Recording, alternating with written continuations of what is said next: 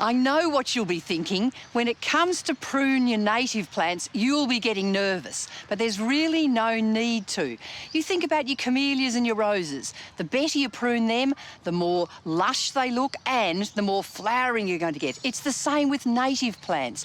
Besides, in nature, you've got things like birds and animals like wallabies and kangaroos that take little nips out of the plant, and that's pruning them.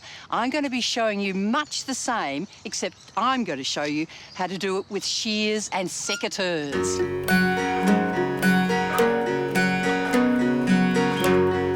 Maranoa Gardens in Melbourne is the perfect place to show you how easy it is to get your native plants ready for their peak flowering time in late winter, early spring.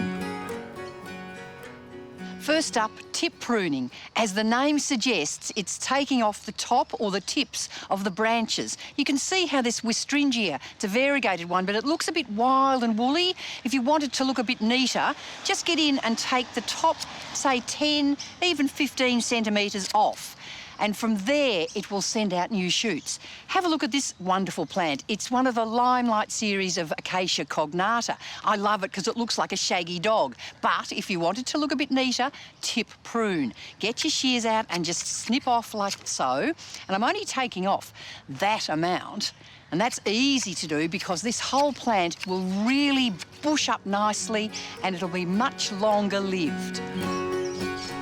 There are lots of native plants, including grevillea and thryptomene, that enjoy a tip prune at this time of the year, and pretty much any native plant that you might be growing as a hedge.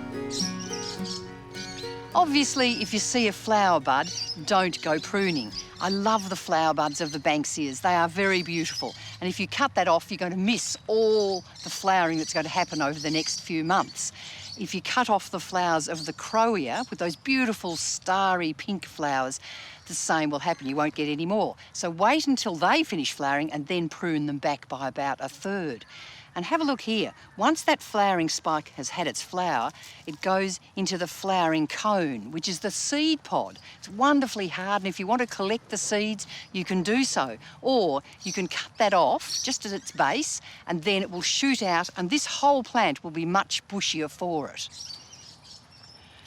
With a hard prune, this is the technique that can scare people, because if you're going to prune a native plant back by half or even right down to the ground, that is pretty drastic.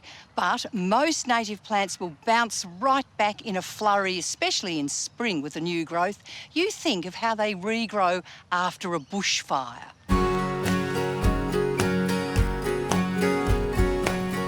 Hard pruning rejuvenates plants that have become a bit scruffy or straggly, and is good for metaceous plants like bottle brushes and lily pillies and even smaller gums, as well as rutaceous plants like correas and philothecas.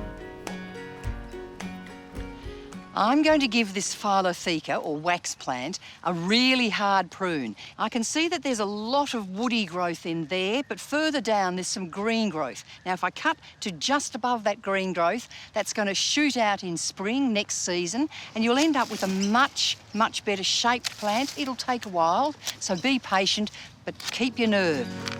Oh, and some of them are really tough.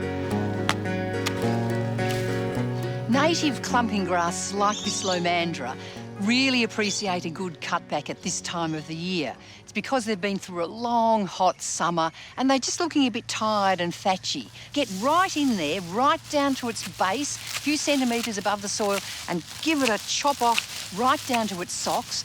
Remove all that growth and you've left room for the lovely new growth to come through. How often do I see kangaroo paws looking like this? And it's such a shame. They're great plants, but once the flowers have finished with their colour and they go sort of really dull like that, that is the time, well, they've finished flowering. You need to get in and prune. Now, what you do is don't prune just up here and leave the sticks. Go right down to the end of the stalk and snip it off. You should really do that because the kangaroo paws will jump out of their skins and you'll have thousands of flowers. So there you have it. Pruning native plants is that easy. Why not get out and give it a go?